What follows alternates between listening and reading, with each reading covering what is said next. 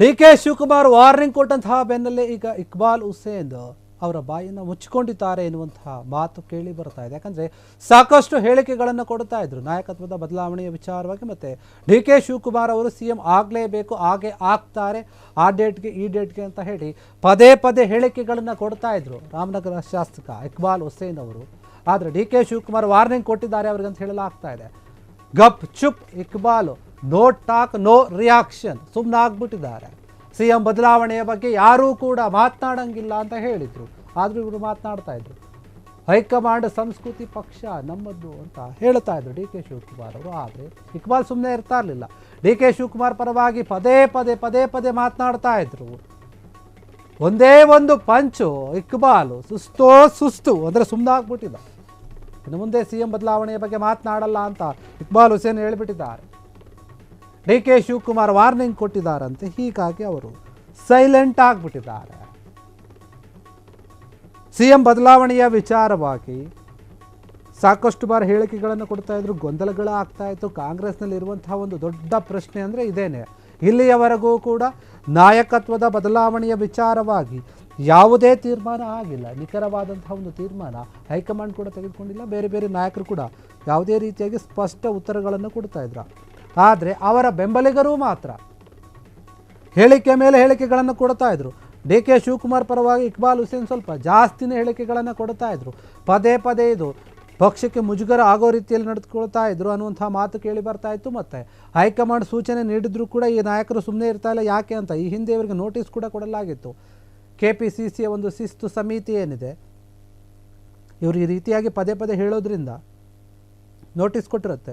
ನಾವು ಹೇಳಬೇಡಿ ಅಂತ ಹೇಳಿದ್ರೆ ನೀವು ಹೇಳಿರ್ತೀರಲ್ಲ ಅಂತ.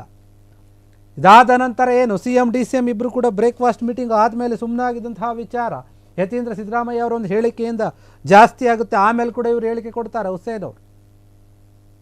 ಡಿ.ಕೆ. ಶಿವಕುಮಾರ್ ಅವರು CM ಆಗೇ ಆಗ್ತಾರೆ, ಮುಂದಿನ ದಿನಗಳಲ್ಲಿ ಜನವರಿಯಲ್ಲಿ ಆಗ್ಬಿಡ್ತಾರೆ, 6ನೇ ತಾರೀಕು ಆಗ್ತಾರೆ, 9ನೇ ತಾರೀಕು ಆಗ್ತಾರೆ, ಹಾಗೆ ಹೀಗೆ ಅಂತೇಳಿ ದೊಡ್ಡ ಮಟ್ಟದಲ್ಲಿ ಹೇಳಿಕೆಗಳನ್ನು ಕೊಡ್ತಾ ಇದ್ರು. ಆದರೆ ಇವರಿಗೆ ಈ ಒಂದು ವಿಚಾರಗಳನ್ನು ಹೇಳಿದ್ಯಾರು, ಹೆಂಗೆ ಇವರಿಗೆ ಮಾಹಿತಿ ಸಿಗ್ತಾ ಇದೆ ಯೋಚನೆ ಮಾಡ್ತಾಯಿದ್ರು.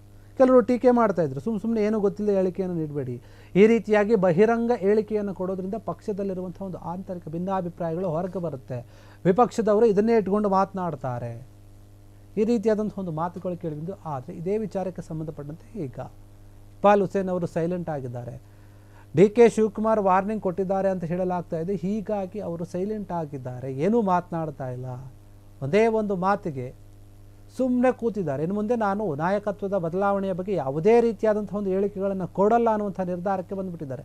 ಯಾಕೆ ಬೇಕಿದ್ದಿತ್ತು ಹೇಳ್ಕೊಳ್ಳೋದು, ಬಯಸ್ಕೊಳ್ಳೋದು, ನಾಯಕರ ಜೊತೆ ಅನ್ನಿಸ್ಕೊಳ್ಳೋದು, ನೋಟಿಸ್ ಕೊಡಿಸ್ಕೊಳ್ಳೋದು ಬೇಡ ಅಂತ ತೀರ್ಮಾನಕ್ಕೆ ಬಂದಂತೆ ಕಾಣ್ತಾ ಇದೆ. ಹೀಗಾಗಿ ಇನ್ನು ಮುಂದೆ ನಾನು ನಾಯಕತ್ವದ ಬದಲಾವಣೆಯ ವಿಚಾರವಾಗಿ ಯಾವುದೇ ರೀತಿಯಾಗಿ ಮಾತುಗಳನ್ನು ಆಡೋದಿಲ್ಲ ಅಂತ ಅವರೇ ಸ್ಪಷ್ಟೀಕರಣವನ್ನು ಕೊಡ್ತಾ ಇದ್ದಾರೆ ಈ ಒಂದು ವಿಚಾರವಾಗಿ. ಹೀಗಾಗಿ ಸದ್ಯಕ್ಕೆ ಕಾಂಗ್ರೆಸ್ನಲ್ಲಿ ಒಬ್ಬರು ಸುಮ್ಮನಿರ್ತಾರೆ ಅಂತ ಆಯಿತು. ಆದರೆ ಮುಂದಿನ ದಿನಗಳಲ್ಲಿ ಯಾವ ರೀತಿಯಾದಂಥ ಪರಿಸ್ಥಿತಿ ಇರುತ್ತೆ, ಏನೇನು ಬೆಳವಣಿಗೆಗಳು ಮತ್ತು ಕಾಂಗ್ರೆಸ್ನಲ್ಲಿ ಬದಲಾವಣೆಗಳು ಆಗುತ್ತೋ ಅದರ ಮೇಲೆ ನಾಯಕರು ಮಾತನಾಡೋದು ತೀರ್ಮಾನ ಆಗಿರುತ್ತೆ. ಆಗ ಕೂಡ ಮಾತನಾಡ್ತಾರೆ ಅನ್ನುವಂತಹ ವಿಚಾರದ. ಹೀಗಾಗಿ ಸದ್ಯಕ್ಕಂತೂ ಇವರು ಸುಮ್ಮನಿರ್ತಾರೆ ಅಂತ ಹೇಳಲಾಗ್ತಾ ಇದೆ. ಅದು ಎಷ್ಟರ ಮಟ್ಟಿಗೆ ಸುಮ್ಮನಿರ್ತಾರೆ, ಎಷ್ಟು ದಿನ ಸುಮ್ಮನಿರ್ತಾರೆ, ಹೇಗೆ ಸುಮ್ಮನಿರ್ತಾರೆ ಅಂತ ಗೊತ್ತಿಲ್ಲ. ಡಿ.ಕೆ. ಶಿವಕುಮಾರ್ ಹೇಳಿದ್ದಾರೆ ಅಂತ ಹೇಳಲಾಗ್ತಾ ಇದೆ. ನಿಜಕ್ಕೂ ಕೂಡ ಅವರೇ ಹೇಳಿದರೆ ಇವರು ಸುಮ್ಮನೆ ಆಗ್ತಾರೆ. ಯಾಕಂದರೆ ಅವ್ರ ಪರವಾಗೆಲ್ಲ ಮಾತನಾಡ್ತಾ ಇದೆ ಇಷ್ಟು ದಿನ. ಹೀಗಾಗಿ ಇದಕ್ಕೆ ಸಂಬಂಧಪಟ್ಟ ಹಾಗೆ ಸುಮ್ಮನಾಗಿದ್ದಾರೆ, ಸೈಲೆಂಟ್ ಆಗಿದ್ದಾರೆ. ಇನ್ನು ಮುಂದೆ ನಾನು ಮಾತಾಡಲ್ಲ, ಏನೂ ಕೂಡ ಹೇಳಿಕೆಗಳನ್ನು ಕೊಡಲ್ಲ ಅಂತ ಹೇಳ್ತಾ ಇದೆ. ಕ್ಷಣದ ಸುದ್ದಿಗಳಿಗಾಗಿ ಫ್ರೀಡಂ ಟಿವಿ ಸಬ್ಸ್ಕ್ರೈಬ್ ಮಾಡಿ, ಲೈಕ್ ಮಾಡಿ ಹಾಗೂ ಫಾಲೋ ಮಾಡಿ. ಹೊಸ ಸುದ್ದಿಗಳ ನೋಟಿಫಿಕೇಶನ್ಗಾಗಿ ಬೆಲ್ ಐಕಾನ್ ಮೇಲೆ ಕ್ಲಿಕ್ ಮಾಡಿ.